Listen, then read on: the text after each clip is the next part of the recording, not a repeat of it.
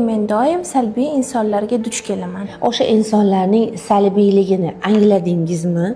O'sha salbiylikdan ta'sirlandingizmi? Ta'sirlanish bu salbiy ko'rinishda bo'ldimi? Demak, o'sha salbiy insonlarning salbiy jihatlari sizda ham bor. Siz o'sha o'zingizda bor jihatlarni ularda ko'rdingiz, ta'sirlandingiz. Ular sizning oldingizga sizga ko'zgu bo'lish uchun kelishdi. Qaysi bir insondan ta'sirlansak, ularning o'sha odatlaridan ta'sirlanib o'zimizdan chiqishni boshlasak, e'tiborimizni tortsa, darrov bu bizga signal bo'lishi kerak. Demak, shu odat, shu fe'l menda ham bor. O'zingizni ustingizda ishlang. Atrofingiz siz uchun indikator. Atrofdagi insonlarga bor nazar tashlab turing.